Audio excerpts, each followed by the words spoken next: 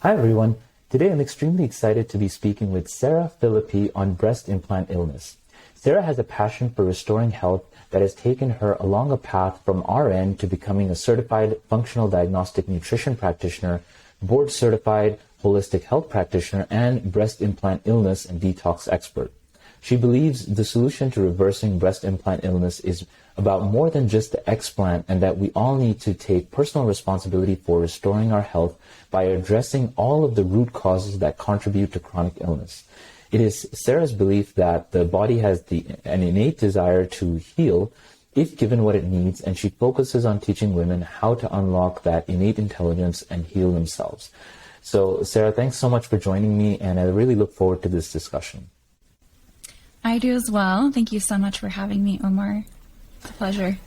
Absolutely. So, Sarah, the way that this came to me was that, as you know, in medical school or in most other schools, we don't get taught about breast implant illness much at all, and we're not given that information. We're not told that it's a common issue.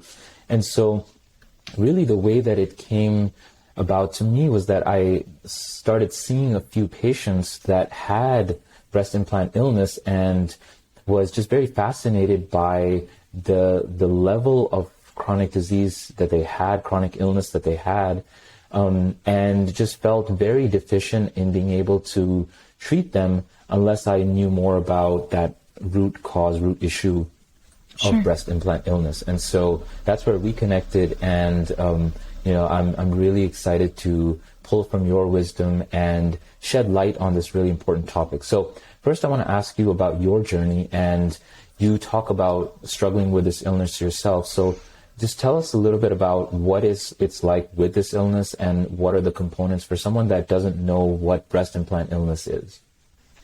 Sure. So, my journey with breast implant illness, it started pretty quickly after having the implants placed, and that's not always the case for everyone. But for me, after I had my implants placed, it was within about 6 months that I started experiencing all kinds of pretty unexplainable symptoms that I had never encountered before. And it started off with, things like fatigue, acne, irritability, hair loss, hormone imbalances, just different kind of anxiety, just things like that. And dry skin, difficulty kind of keeping my body temperature. I was always cold.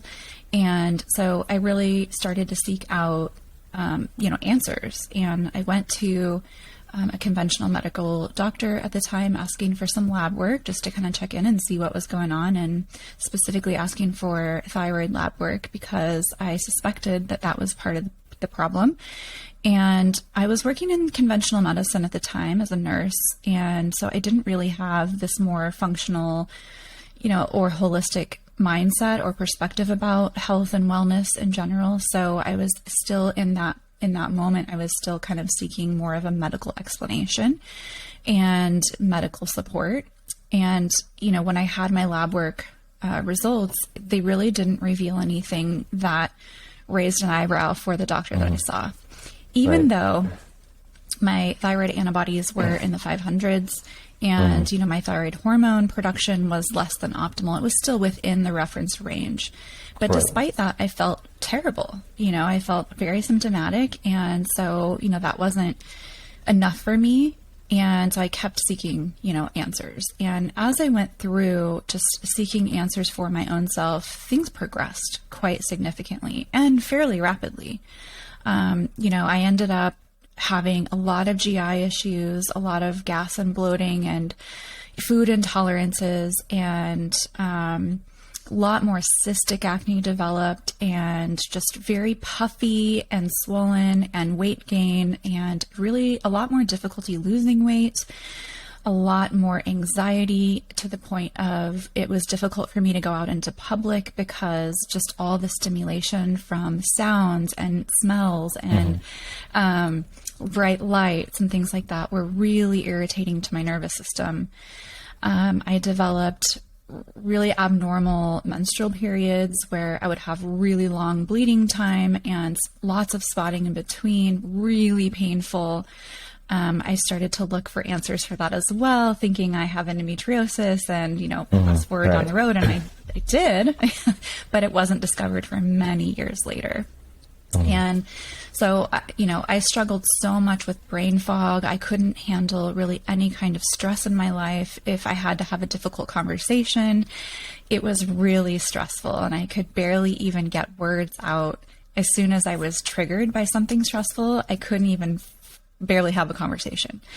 So I would stumble and stumble and stumble, and I couldn't think of words or names of things or people that were just very common things that I should know. And so that was really difficult because I was working as a nurse, and that's really a big deal when you have that much brain fog and you're in the healthcare field. And, I remember reading things online for just continuing ed or required training for my job and just having a lot of struggle with that, retaining information. I would have to read things, 10 times just to comprehend it. And then, 5 minutes later, I wouldn't be able to regurgitate that to you. So it was quite frustrating. There were a lot more things that I dealt with than that, but that's just kind of, like a basic overview of what I was struggling with. And I think the main point here is that I never got the answers that I was seeking. And I never had anyone tell me, maybe your breast implants might be a part of this picture. Maybe they're the reason that you're struggling so suddenly after having them placed. And I asked numerous doctors that question. Do you think my implants could be a problem? And the answer was always, oh, no, they're perfectly safe.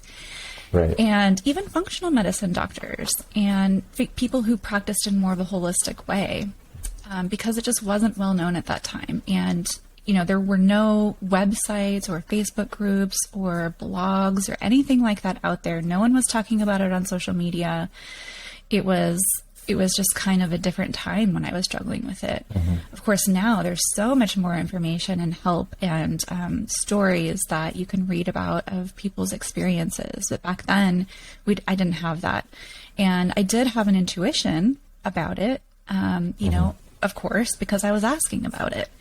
And I remember Google searching and trying to find, any glimmer of hope regarding like maybe the implants are the reason, and I just get them out.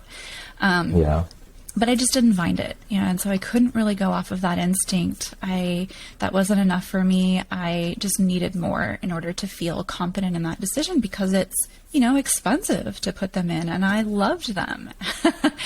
And I had, that deeper rooted, self-worth and self-confidence issue, body image issue that I hadn't dealt with. So that's one of the things that kept me from having them taken out in the first place.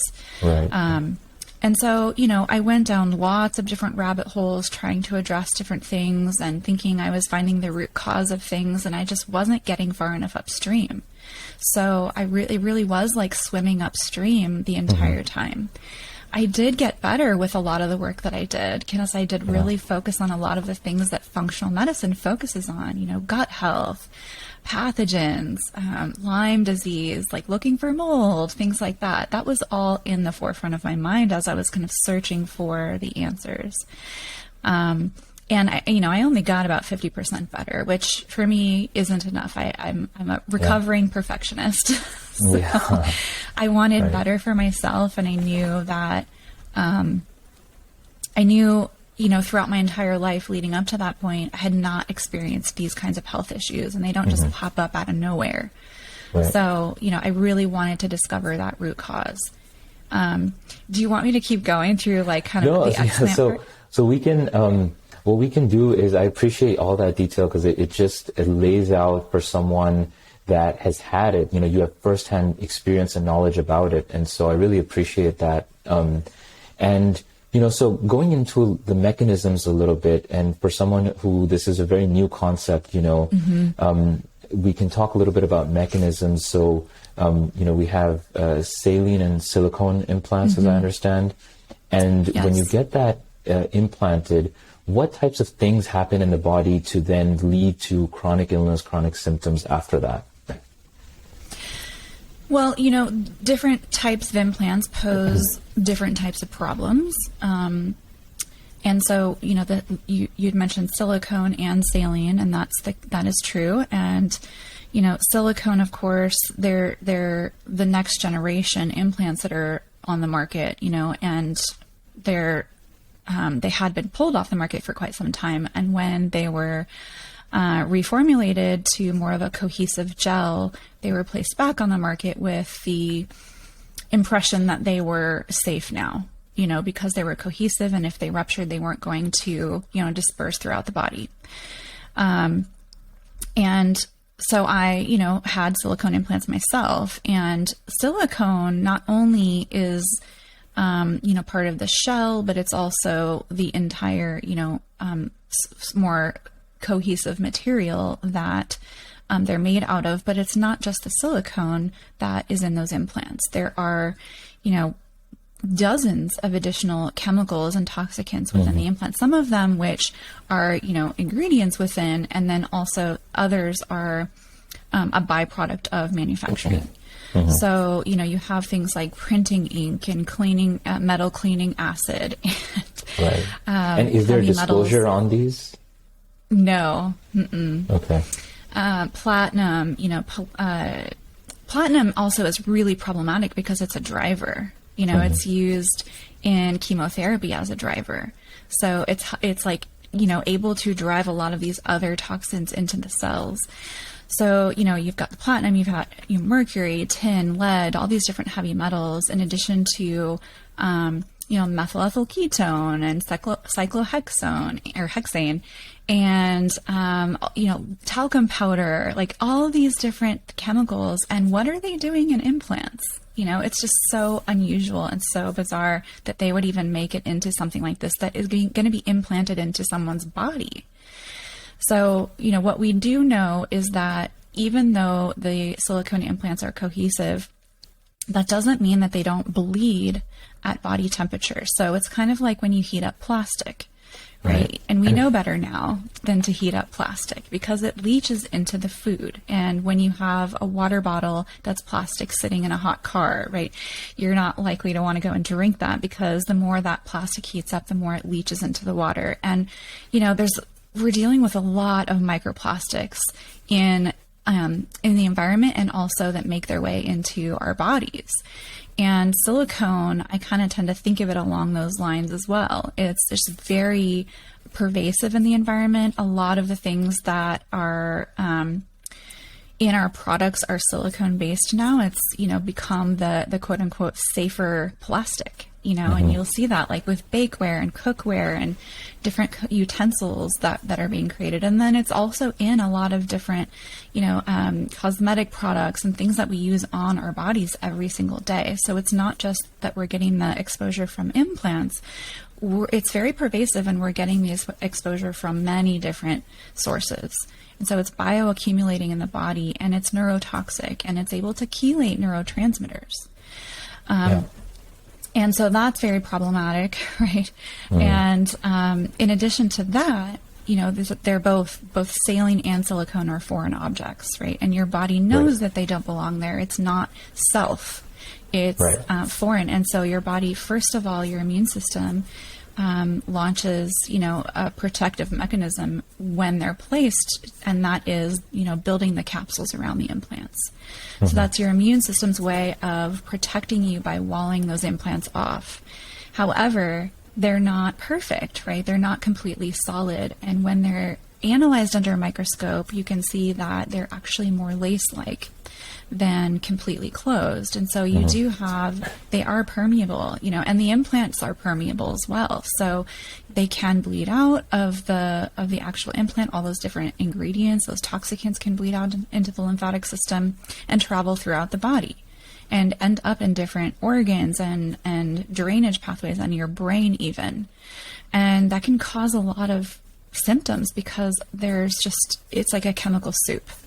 Right. And the foreign object part of it is a continual immune stimulant, and it is, creating a lot of immune dysregulation. And that those two things combined, the immune dysregulation and the toxic load that you're being exposed to, in addition to all the other toxins we're exposed to in today's world, right? Yeah. It paves the way for, it basically sets the stage, right, for pathogens to take hold, for parasites to become a problem, for viruses to become reactivated, for, stealth pathogens like Borrelia and Bartonella, Babesia, and co-infections to become reactivated if you've been exposed. And so you can end up with a myriad of different symptoms, not of which all are connected to the breast implants, but it can seem like they're all related because it's all kind of happening around the same time.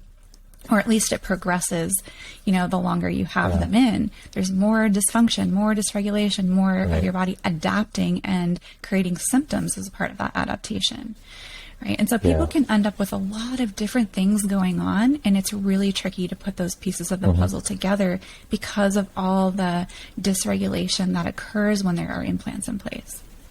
Now, I talked about silicone, but saline implants are also made with a silicone shell.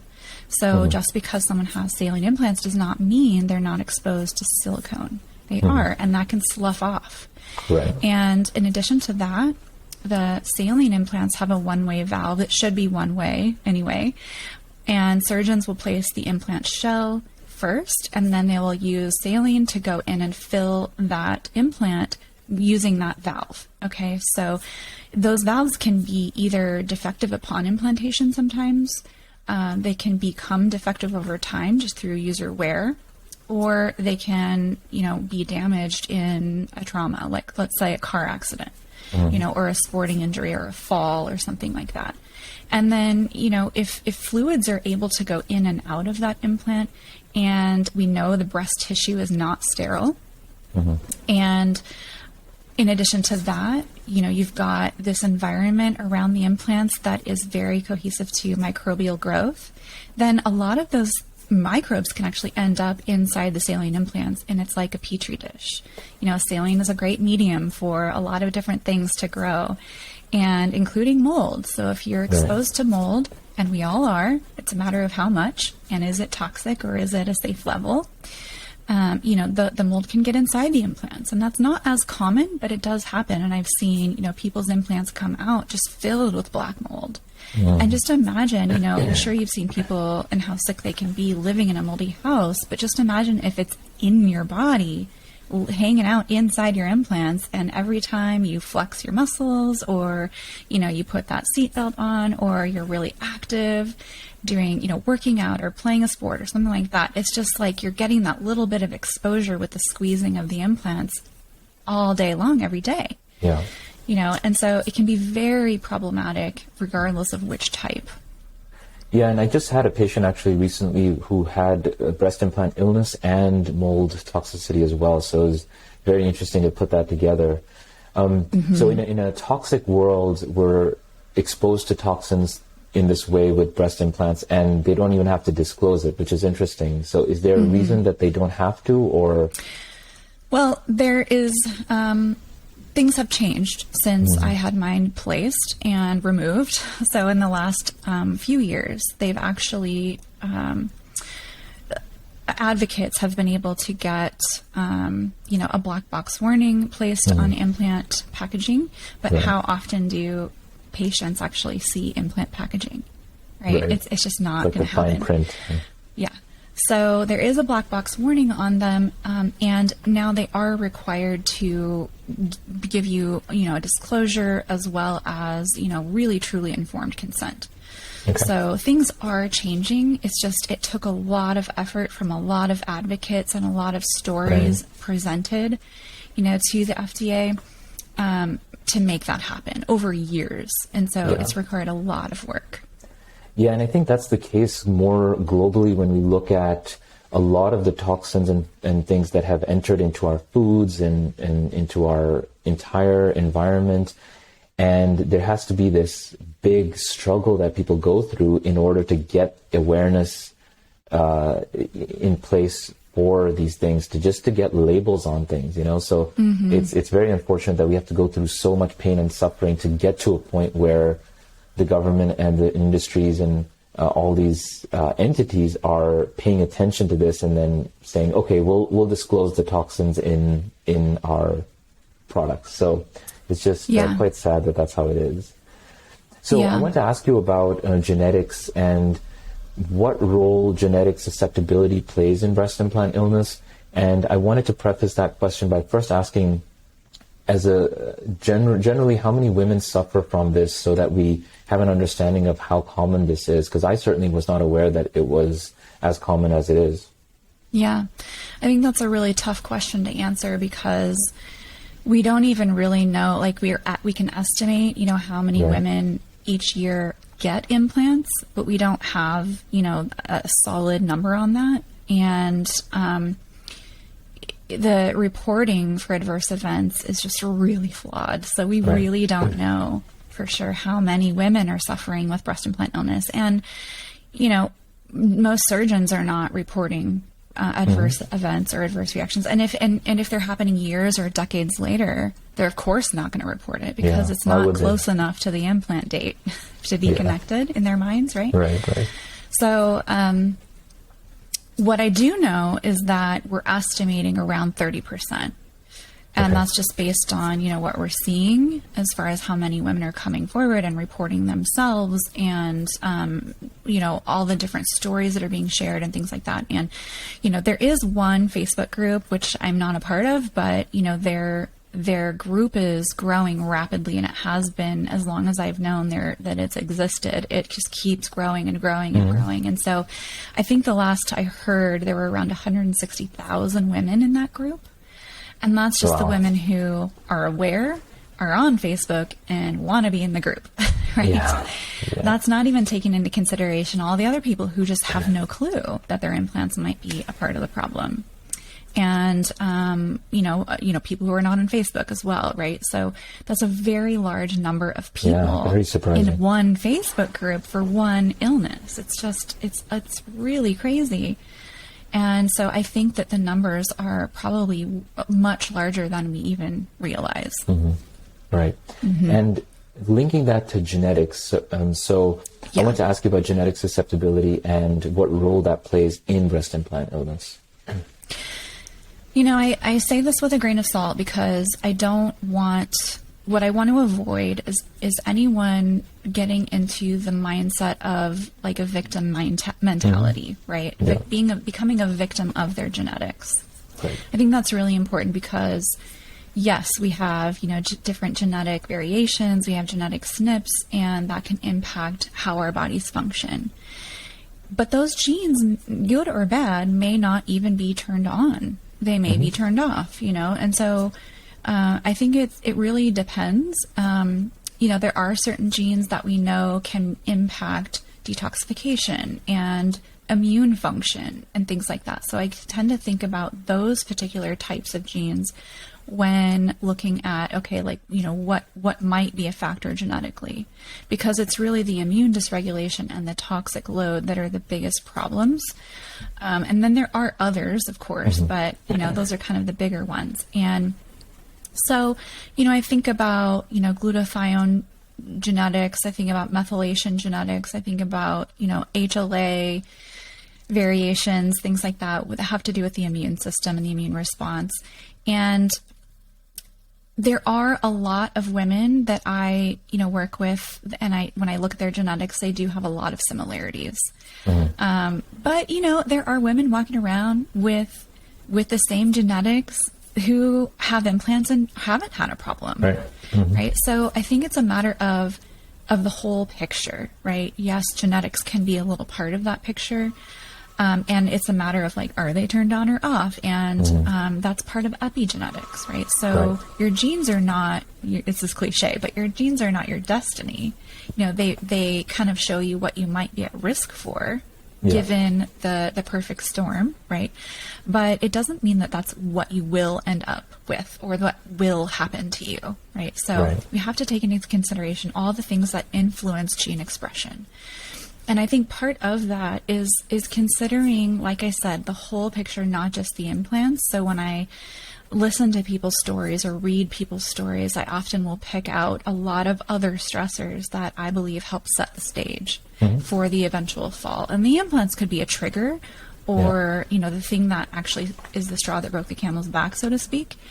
And all the other things that they've been exposed to or experienced in life have helped to set the stage. Or it could be that they're just a drop in the bucket and they're helping to set the stage, and something else can become the trigger down the line. And so that can make it very confusing, but regardless of which came first, I really do think the implants are a part of the picture, and they should always come out if we want to achieve, lasting healing. Yeah. So, I think the genetics are a small part of the picture, but I don't think they deserve quite as much credit as maybe some believe. Yeah. Now, I think one of the toughest things about breast implant illness is that there's no easy diagnostic test or marker that we can say where we do with other conditions like, let's say, Hashimoto's or something like that, where you can do a specific blood test and get a diagnosis. And so how does that challenge, first of all, is there any good diagnostic markers we can use, or is it more of a clinical picture we're putting together and kind of ruling out other things and using our best judgment clinically? And second of all, how does that then impact treatment further? Yeah, so it's tricky because you're correct. There is no test for breast implant illness.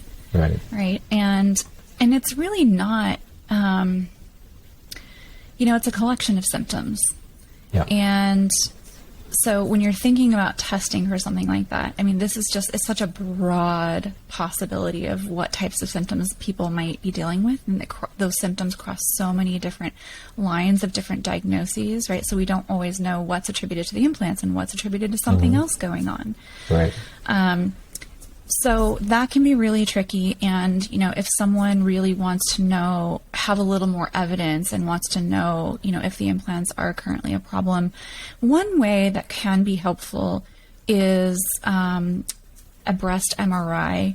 And there is a specific type of MRI that is useful for looking for Phillipe. And this is something that Dr. Eduardo Fleury, I always forget what country he's in. I think he's in Spain, if I remember correctly. So don't quote me though. But he came up with this MRI with specific settings for the MRI to look for Phillipe, which is silicone-induced granuloma of the implant capsule.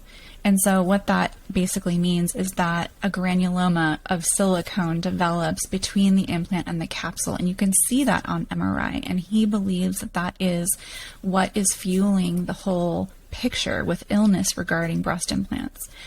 And so there isn't really one in the U.S. that I know of who can interpret these in the way that he is, training people to or knows to. And so I do believe that he will interpret that MRI if you send it to him. So that's one way, right? And so that can be, if someone is able to see that evidence, that can be very, empowering and motivating, because now they know, okay, this is definitely showing up for me and I can get them out, and start to get on the road to recovery. Yeah. Outside of that, there really isn't anything. Yeah. And so that makes it really hard for people to make that decision. And that's why it took me so long, at least one reason why it took me so long to make that decision for myself. So my thought is, and this is what I always tell people, because there's no perfect test, is if you have a lot of symptoms and you have breast implants, regardless of when the symptoms started, before or after, and you've done a lot of work, you've gone down a lot of paths, you've worked with functional medicine doctors or holistic health practitioners, and you're addressing things at a root cause level and still running into roadblocks and not getting better. If you're at all hesitant at that point, I would say this is the next step. It doesn't matter, like, if you have conclusive evidence or not. We have to get anything that could be a root cause out of the body or relieve that stress off the body. And I Right. really do think, we have to be thinking about all the different potential stressors on the body and how to remove them or how to address them in order for the body to get back to homeostasis, right? And that is the goal. Your body has that desire to try to get back to homeostasis. But when you have something like a foreign object that stimulates the immune system chronically, it's really impossible. So, sometimes it's just an intuition that you're going off of. Yeah. Like it was for you, basically. So, Yeah. So, I think that you're hitting the nail on the head where, when you're suffering from this, there's treatments and getting to the root cause, but one of the biggest things is explanting or removing the implants, because while that foreign object remains in the body, that low-level chronic inflammation will continue to carry on. Mm-hmm. And so explant would be one of the key things that, or let's say one of the first steps to do, right, in the journey of healing. Yeah. And so just talk a little bit about maybe the journey around explants and what that looks like, and then the path afterwards, because the journey doesn't end there. There's so much more afterwards, because even the patients that I have been dealing with have all had their explants done. So now they're coming with chronic issues that have remained afterwards. And so it's not as simple as just saying, hey, just go and remove the breast implants. Yes, exactly. And this is something that, I think is a really important part of the message, because I will tell you, just from hearing a lot of women talk about their experience, their journey, and speaking with them and, getting a bit of backstory, we as a group of women are led to believe that the explant is going to solve all the problems. Mm-hmm. And I think that is so incredibly short-sighted, because you can, let's give a different example. Someone who, let's say, is very, and this is going in, including genetics as a part of this example, but it's not always the case. So when you think about someone who is dealing with chronic inflammatory response syndrome as a result of mold, right? That gene, they have some version of the HLA gene that makes them more susceptible. And that gene, there are things that will prime that gene to express, right? And once that gene is expressing, then it leads to the development of the chronic inflammatory response syndrome, right? So it's not just like any other person without that gene mutation being exposed to mold. It's a completely different level of illness. And those people can't just leave the moldy house and all of a sudden get better. It doesn't happen. We have to repair the damage. Okay, and a lot of people also in the breast implant illness world really focus on detox. And yes, we should all be detoxing, regardless of implants or not. We're living in a very toxic world. Right. And it's the toxic exposures that are at the very top of root cause level issues. And that feeds a lot of downstream issues, right? And so when thinking about, how to prep for your explant surgery and then the healing aspect afterwards, what I really like for people to be thinking about is drainage, because, how can you feel better if you're not moving the bowels 2 to 3 times a day?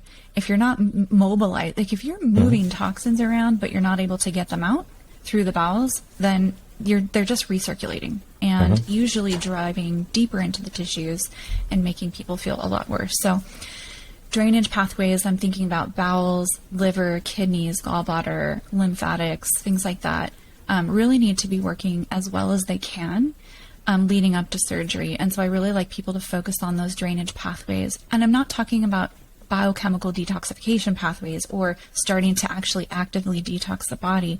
I'm just talking about drainage. Just simplify it. Because when you start actively detoxing with a source of toxic exposure still in your body, it can make people feel very, very sick.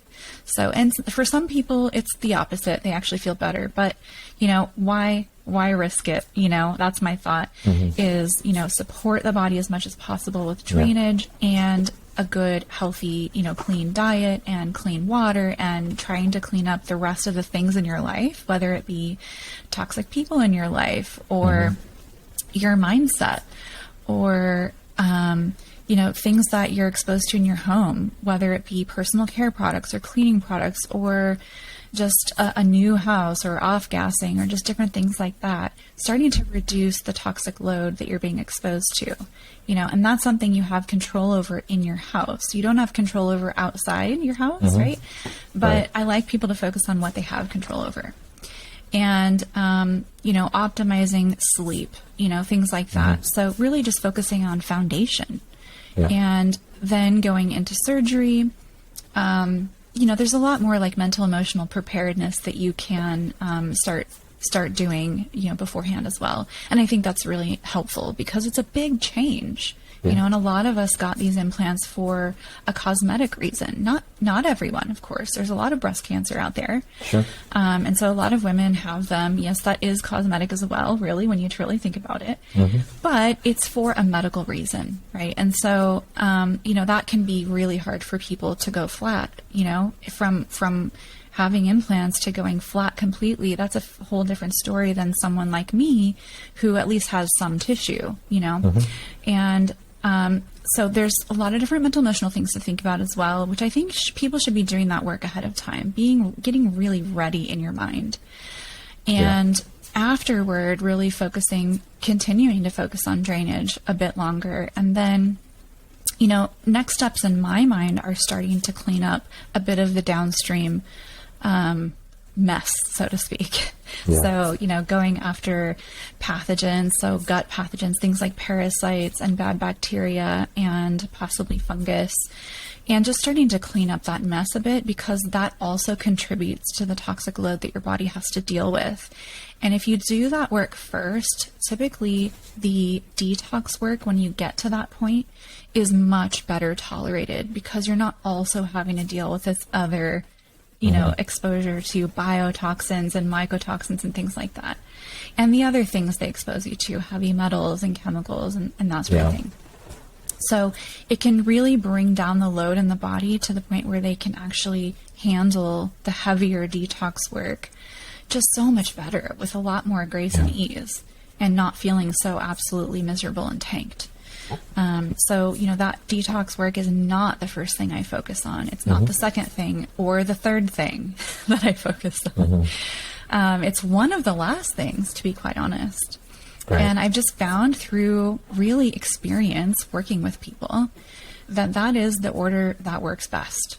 And then we kind of get to regulating the immune system once that, once we've kind of gotten those 4 stages worked through, then we're balancing the immune system and we're going after, bigger stealth pathogens if we need to, if that's a problem. And, that order of things, like I said, it just works so much more beautifully than just trying to go heavy on the detox work right after explant. Yeah, those are such important points. So I appreciate you mentioning all of them so systematically. So, and I think it's important to tell people that what we're talking about with breast implant illness, we can really transfer a lot of it to a lot of foreign objects, foreign things that are implanted, whether those are dental implants, other things like that, because they will similarly work on the immune system to drive all of those, drive in the immune system, increase inflammation, all the things that we talked about. So I think that that's important for people to understand, that we're not just focused on breast implant illness in isolation, but in conjunction with any other foreign implantation. That's important. So as we wrap up, I wanted to ask you, what is a message that you'd like to say to someone who's listening to this and might be suffering from breast implant illness, or someone who knows someone that's suffering from it? What's the message to send to them? So I think for people who are struggling with their health and they have implants still and they're just very unsure or wary about getting them out, I would say, speaking from personal experience here, don't wait.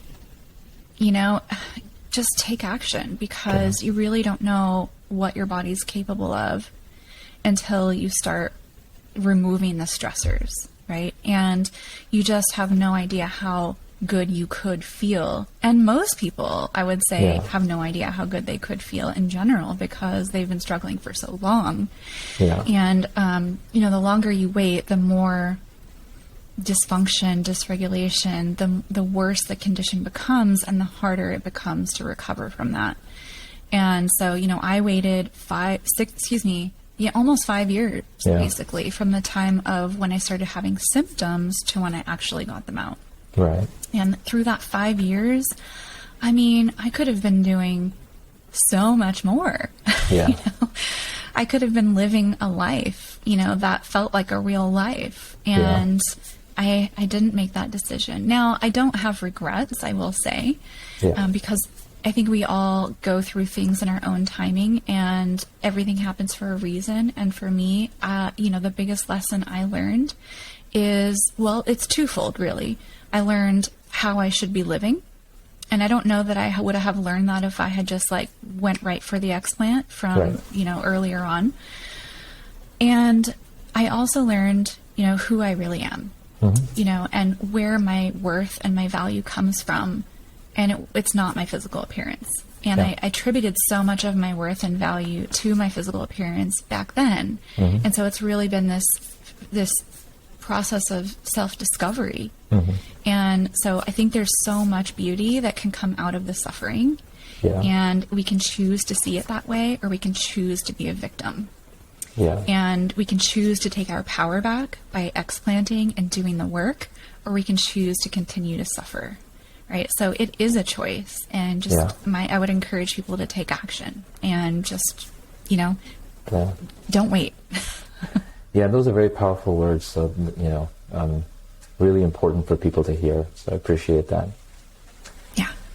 Well, Sarah, this has been such a great conversation. I think we've given so much to people, and I want to make sure that, it gets out there and more awareness is created for breast implant illness and these issues that really don't get talked about as much as they should. So I appreciate you sharing your wisdom and expertise, and I look forward to talking more on this subject. Of course. It was such a pleasure, and thank you for having me. Yeah, thanks for being on.